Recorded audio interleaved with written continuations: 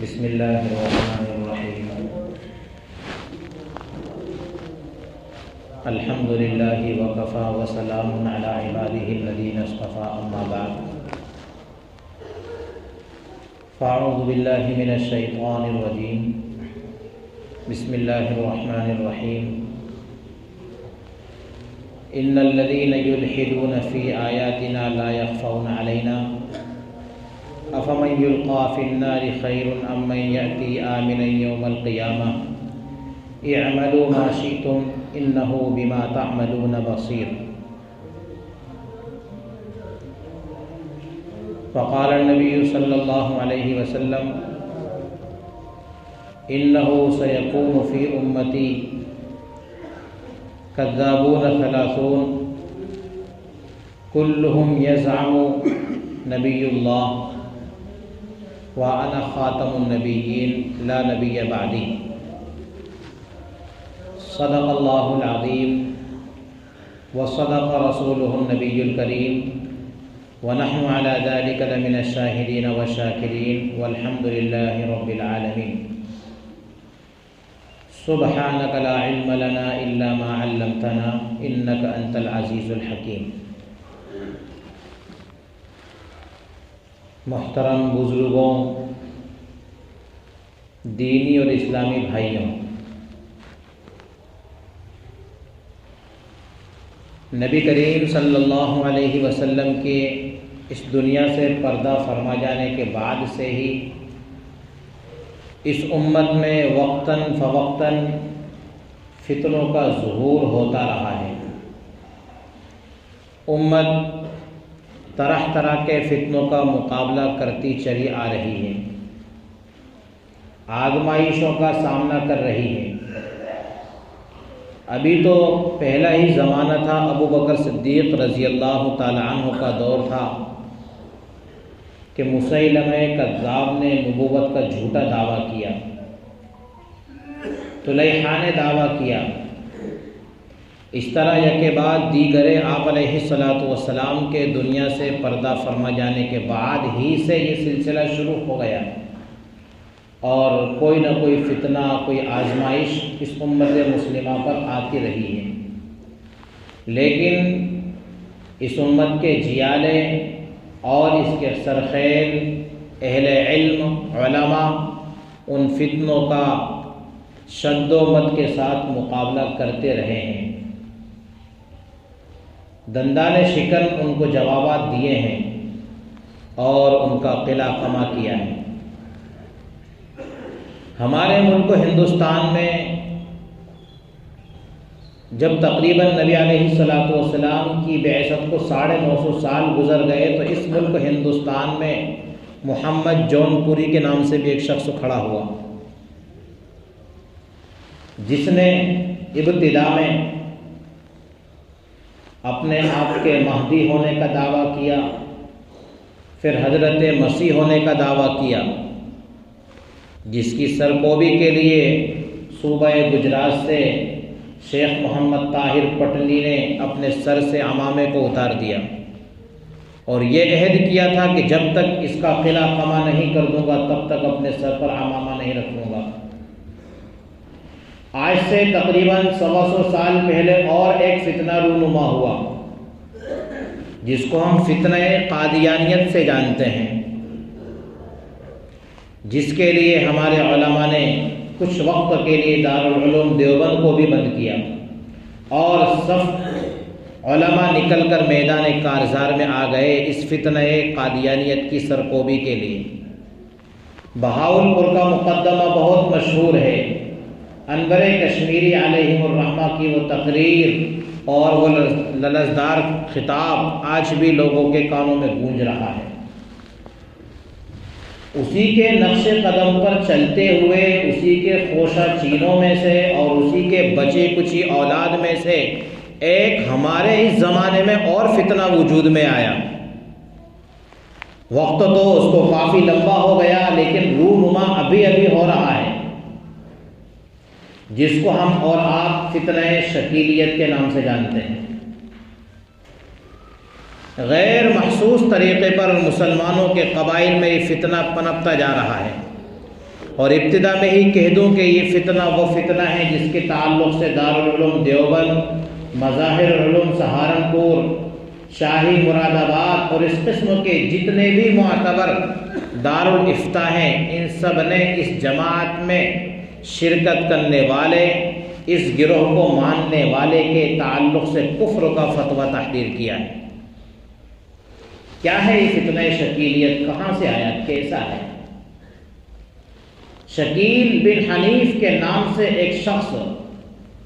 ہندوستان کی سرزمین کے صوبہ بہار کے ضلع دربھنگا کے ایک گمنام بستی رتن پورہ محلے میں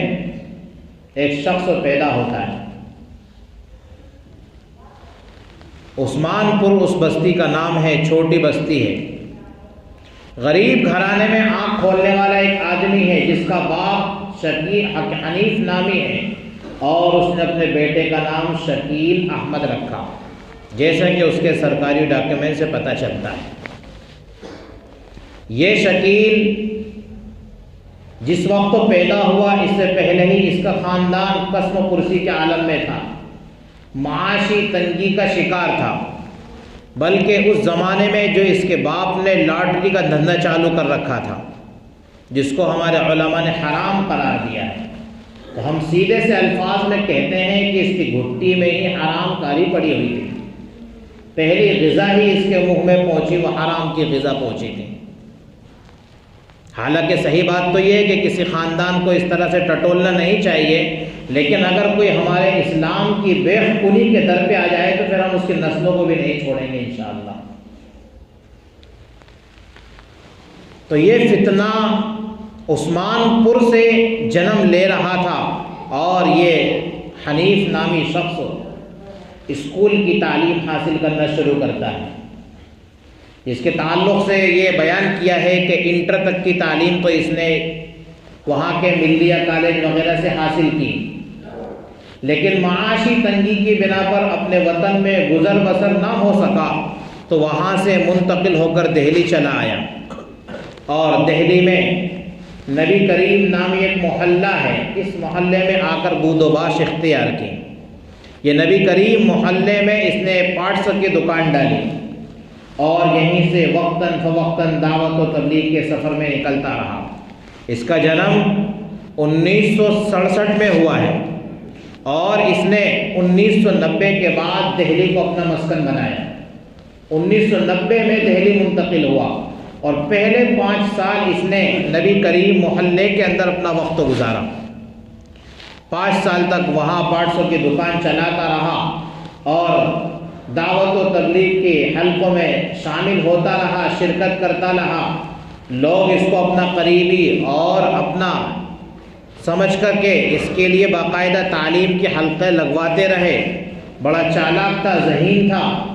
لوگوں کو طرح طرح کی تعلیم دینے لگا، پھسلانے لگا، ان کے عقائد کو خراب کرنے لگا۔ آخر جب 5 سال کا وقت بیتا تو یہ پکڑے گیا، اور وہاں سے اس کو زد و کوب کر کے نکال دیا گیا، مار پیٹ کر کے اس کو وہاں سے روانہ کر دیا گیا، نکال دیا گیا۔ پھر یہ ایک مہلک مرض میں مبتلا ہوا، اور اس نے دہلی کے ہی ایک دوسرے علاقے میں جس کو لکشمی نگر کہتے ہیں، وہاں پر اس نے بود و باش اختیار کی۔ لکشمی نگر میں اس نے ٹیوشن پڑھانا شروع کیا، اور اس طرح سے اپنے گزر بسر کا اس نے ایک سلسلہ جاری کیا۔ جیسے ہی یہاں پر اس نے وہی رودات دہرانا شروع کی جس کی بنا پر پہلے نبی کریم محلے سے اس کو بھگایا گیا تھا، نکالا گیا تھا، تو علماء نے اس کا تعاقب شروع کیا، اور دہلی کی جامع مسجد میں علماء کے جمع غفیر نے سن 95 میں اس کو بلایا، اور وہاں پر اس کو بلا کر اس کے دلائل پوچھے کہ تو اپنے آپ کے مہدی ہونے کا دعویٰ کرتا ہے، مسیح ہونے کا دعویٰ کرتا ہے، بتا ہمیں تیرے پاس کون سی ایسی دلیل ہے جس میں تو اپنے آپ کے مہدی اور مسیح ہونے کا دعویٰ کر رہا ہے۔ چنانچہ کچھ جواب دیے، کچھ میں لاجواب ہوا، اور علماء کے سامنے اس نے تحریری شکل میں بھی توبہ نامہ لکھا، اعلان کیا، اور اس نے اپنے آپ کے تعلق سے یہ کہا کہ میں توبہ کرتا ہوں، اب ایسی شیطانی حرکت کبھی بھی نہیں کروں گا۔ چنانچہ وہاں سے اس کو جو جوانوں کے سپرد کیا اور کہا کہ اس کو دہلی کی سرزمین پر جینے ہی نہ دیا جائے بلکہ اس کو سرزمین دہلی سے نکال دیا جائے۔ رات کا ایک طویل حصہ بیت چکا اور جوان اس کو ریلوے اسٹیشن لے کر کے پہنچے، لیکن رات کے دیر ہو جانے کی وجہ سے ٹرین کی تاخیر کی بنا پر وہ اس کو وہیں چھوڑ کر کے آ گئے کہ اب تو چلا جائے گا، اتنا مار کھا چکا ہے، اتنے جوتے اور مکے اس کو لگ چکے ہیں کہ دوبارہ لوٹ کر کے نہیں آئے گا، لیکن واپس لوٹ آیا۔ اور پھر وہیں دہلی میں ہی اس نے اور بود و باش اختیار کی، اسی لکشمی نگر میں جو اغیار کا محلہ تھا، غیروں کا محلہ تھا، اس میں وہی سلسلہ شروع کر دیا۔ لیکن جب یہ سرزمین تنگ ہوتی نظر آئی اور اس نے اپنا مشن یہاں سے ادھورا اور ناکام پایا، اس مشن میں اپنے آپ کو کامیابی محسوس ہوتے ہوئے نہ دیکھا، تو 2003 یا اس کے کچھ بعد میں وہاں سے شہر اورنگ آباد کی طرف یہ منتقل ہوا۔ ابتدا وہیں سے کر چکا تھا، دہلی سے ہی، اور اپنے ہاتھ پر بیعت کا سلسلہ 1995 سے جاری کر چکا تھا۔ اس کے دعوے یہ تھے کہ میں مسیح موعود ہوں، میں حضرت مہدی ہوں، دونوں دعوے بیک وقت کر رہا ہے۔ میں ہی حضرت عیسیٰ ہوں جس کے نزول کے نبی کریم صلی اللہ علیہ وسلم نے قرب قیامت میں بشارتیں سنائی ہیں، جن کے متعلق آپ علیہ السلام نے پیشن گوئیاں فرمائی ہیں، اور میں وہی شخص ہوں جس کے تعلق سے نبی علیہ السلام نے مہدی ہونے کا اعلان فرمایا کہ قرب قیامت میں ایک شخص آئے گا جس کے ہاتھ پر امت مسلمہ بیعت کرے گی، وہ مہدی میں ہی ہوں۔ وہاں سے چلا، اورنگ آباد کے قریب پڑے گاؤں کر کے کوئی جگہ ہے، چھوٹا سا اس کا نواحی محلہ ہے، یہاں پڑے گاؤں میں اس نے بود و باش اختیار کی، اور اس کے جیالے اور افراد بڑھتے گئے، حتیٰ کہ 2015 کے آتے آتے تک اس کے کارندے اور اس کے درباری قسم کے لوگ تقریباً 10,000 کی تعداد کو پہنچ چکے تھے، جنہوں نے اس کے لیے مال دولت جمع کی، پورے ایک بستی اسی کے نام سے آباد کی، اور اب وہ بستی مسیح موعود نام سے ہی بستی آباد ہو چکی ہے، جہاں خفیہ طور پر یہ شخص رہتا ہے اور وہیں سے خفیہ پلاننگ کے ذریعے امت مسلمہ کو گمراہ کر رہا ہے۔ کیا ہے آخر اس کے دعوے؟ یہ تو اس کا کچھ پس منظر تھا اور اس کی زندگی کی رودات تھی، ہے کیا کہہ رہا ہے یہ کہنے والا، کیسے امت مسلمہ کو گمراہ کر رہا ہے؟ ایک بات یاد رکھیں میرے مسلمان بھائیوں، اسلام فقط ایک شے کا نام ہے اور کفر کے کئی ایک طریقے ہو سکتے ہیں۔ اسلام کس کو کہتے ہیں؟ قرآن و حدیث میں جتنا ہے، جو کچھ نبی کریم صلی اللہ علیہ وسلم اور آپ کے صحابہ کے واسطے سے ہم کو پہنچا، اس پورے کے پورے کو تسلیم کر لینے کا نام ہی کامل اسلام ہے۔ اسلام ایک ہی راستہ ہے، اسلام کے مختلف راستے نہیں ہو سکتے ہیں، اسلام قطعی ہے، لیکن کفر کے راستے مختلف ہو سکتے ہیں۔ ایک تو کفر کا راستہ یہ بھی ہے کہ پورے کے پورے اسلام کا ہی انکار کر دے، یہ بھی کفر ہے۔ دوسرا کفر کا طریقہ یہ بھی ہو سکتا ہے کہ آدھے اسلام کا انکار کر دے، آدھے کو مان لے، یہ بھی کفر ہے۔ تیسرا طریقہ یہ ہو سکتا ہے کہ کسی ایک اہم ترین جز کا انکار کر دے، جیسے مثلا نماز کی فرضیت کا انکار کر دے، یہ بھی کفر ہے۔ چوتھا طریقہ اس کا یہ ہو سکتا ہے کہ قرآن و حدیث میں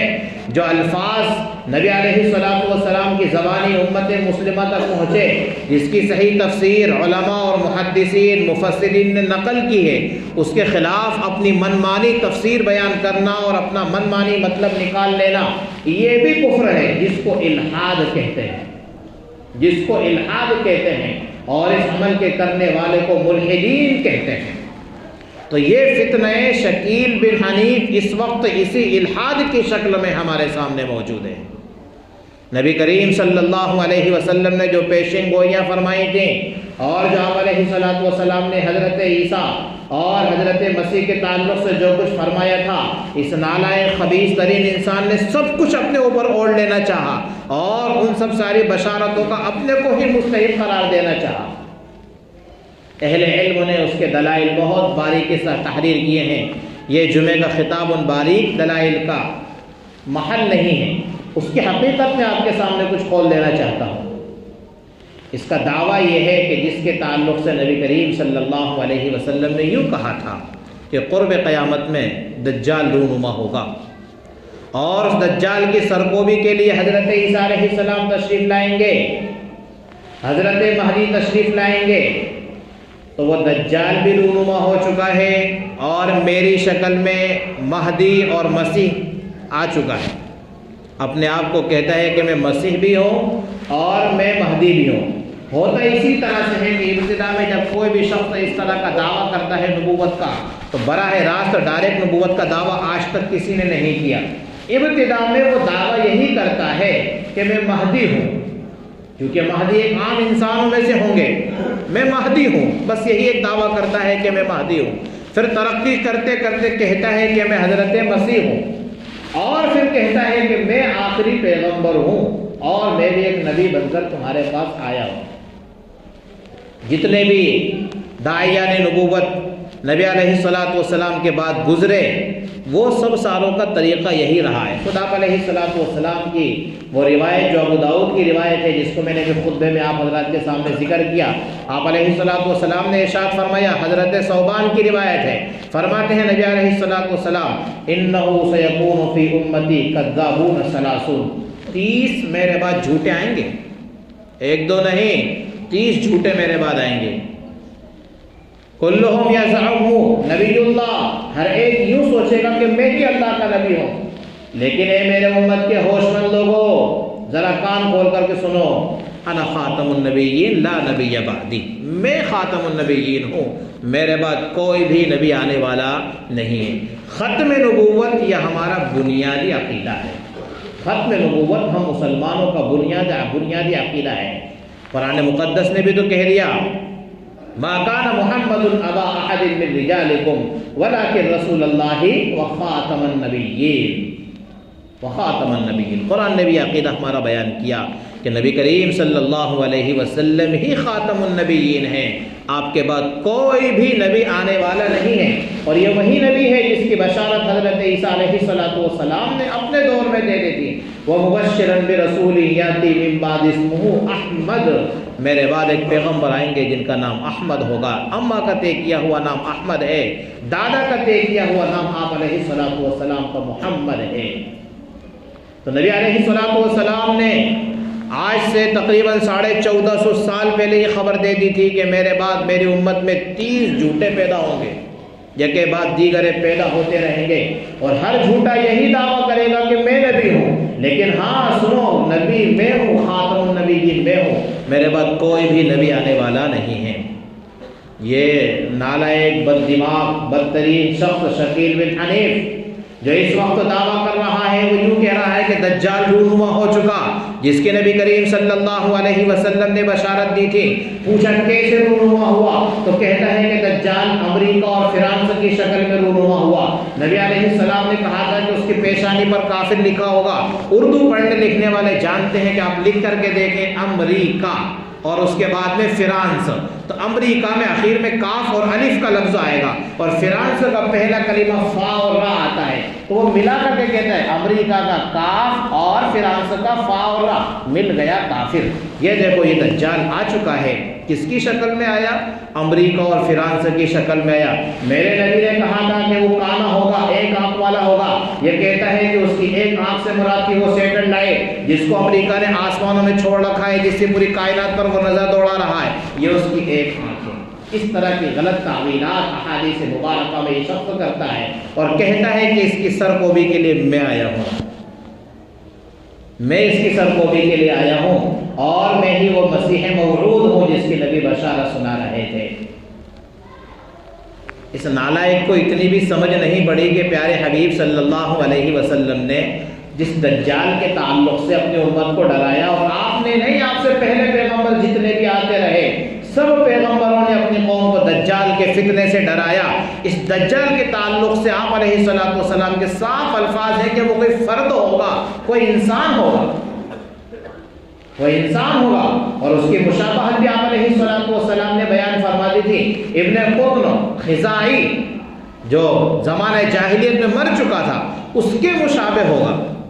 آپ علیہ السلام نے تشبیہ بھی بتا دی تھی کہ ابن قطن خزاعی جو قبیلہ خزاعہ سے تعلق رکھتا ہے، اس شخص کے جیسا یہ دجال ہوگا۔ نبی علیہ السلام نے قرب قیامت میں اس کے ظہور کے تعلق سے بیان فرمایا کہ قرب قیامت میں دجال کا ظہور ہوگا، حضرت امام مہدی علیہم الرحمہ میرے خاندان سے پیدا ہوں گے، ان کا نام میرے نام پر ہوگا اور ان کے والد کا نام میرے والد کے نام پر ہوگا، اور وہ میری بیٹی فاطمہ الزہرا کے بطن سے پیدا ہونے والے حضرت حسن کی اولاد میں سے ہوں گے، حضرت حسن کی اولاد میں سے ہوں گے،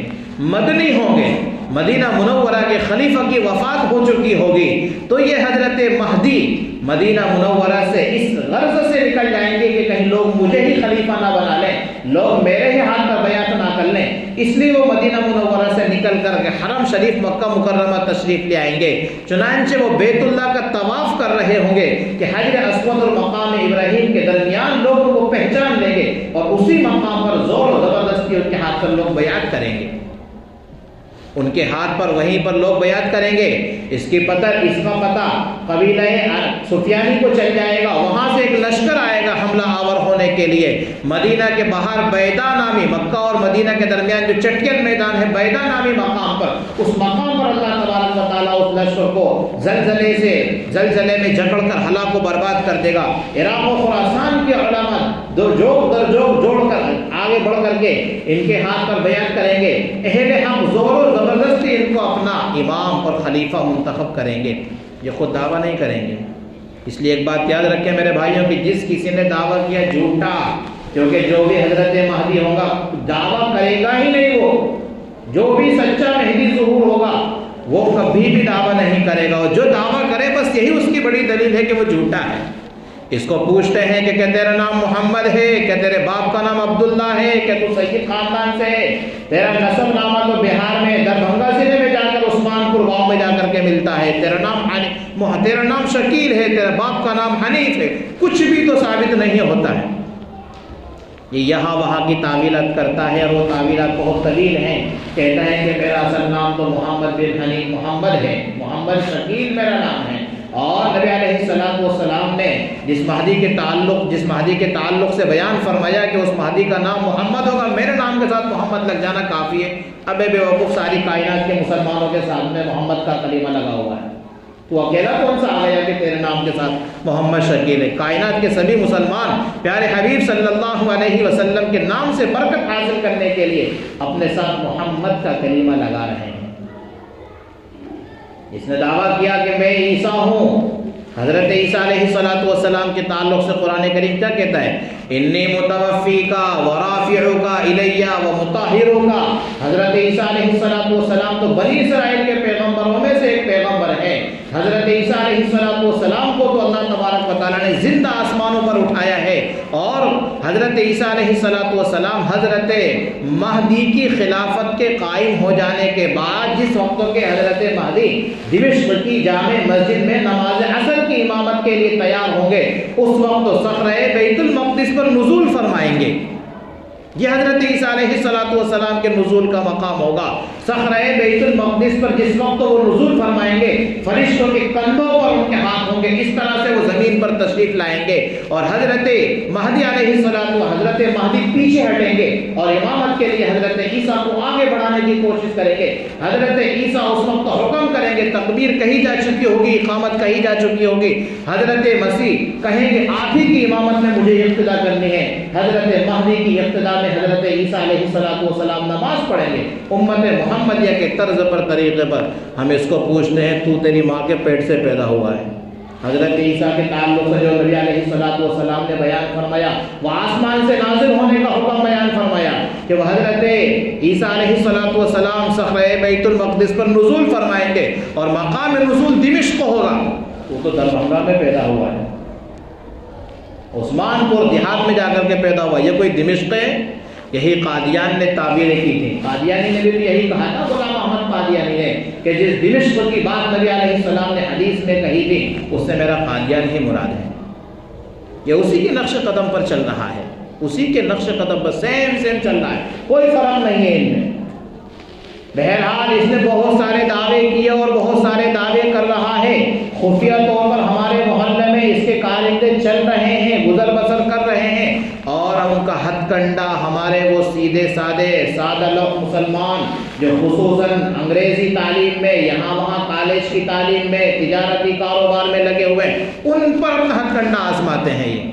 اور ایک بہت بڑی بات یوں کہہ دیتے ہیں، اپنے علماء سے بات مت کرنا، تم کو گمراہ قسم کے لوگ سمجھانے آئیں گے، ان کی بات مت سننا، اس لیے سمجھ لو کہ جو کوئی فرقہ گمراہ ہوگا وہ کبھی بھی اہل حق سے مقابلہ نہیں کرے گا۔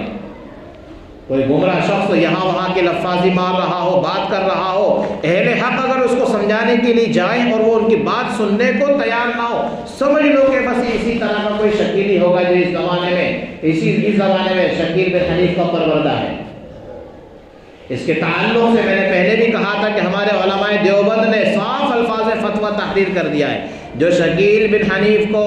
مسیح موعود تسلیم کر لے، شکیل بن حنیف کو مہدی تسلیم کر لے، وہ کافر ہے، کھلا ہوا کافر ہے، کیونکہ اس نے قرآن و حدیث کی نصوص صحیحہ کا صاف انکار کیا،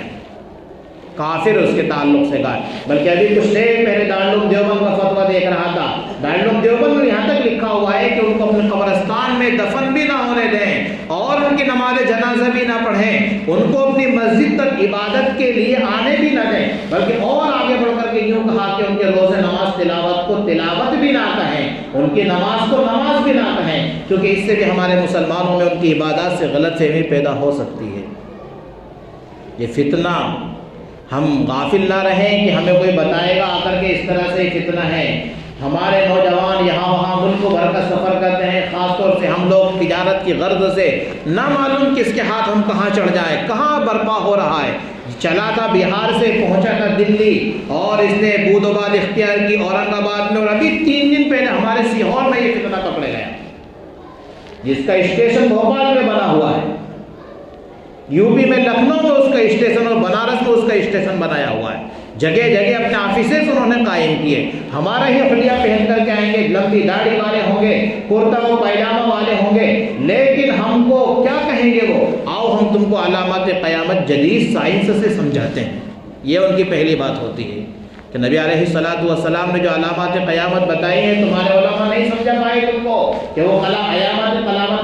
قیامت کی علامات کیسی ہوگی، کچھ نہیں بتایا، ان کو پڑھاتے نہیں، پڑھتے نہیں، اس قسم کے علماء سے انقطاع اور دوری پیدا کریں گے، پھر اس کے بعد کہیں گے آؤ ہم تم کو جدید ٹیکنالوجی سے تم کو سمجھاتے ہیں علامات قیامت۔ کیسے سمجھائیں گے؟ بس اسی طریقے سے سمجھائیں گے کہ دیکھو نبی نے کیا کہا تھا کہ دجال آئے گا اور اس کی پیشانی پر کافر لکھا ہوگا، دیکھو نا امریکہ اور فرانس کی شکل میں آیا تو ہے دجال، ملاؤ دونوں کا بیچ کا ورڈ کاف فارا، دونوں کافر بن جاتے ہیں۔ یہ کافر ہے، اس کی ایک آنکھ ہوگی، دیکھو سیٹلائٹ، یہ اس کی ایک آنکھ ہے جس سے پوری کائنات کو دیکھ رہا ہے، دیکھو پورے یہودیت پوری دنیا پر پھیلے ہوئے ہیں، سب پر حملہ آور ہیں، اور دیکھو سرزمین حرمین میں بھی گھسنے کی کوشش کریں۔ اس طریقے سے ہمارے جوانوں کو فتنے میں مبتلا کریں گے،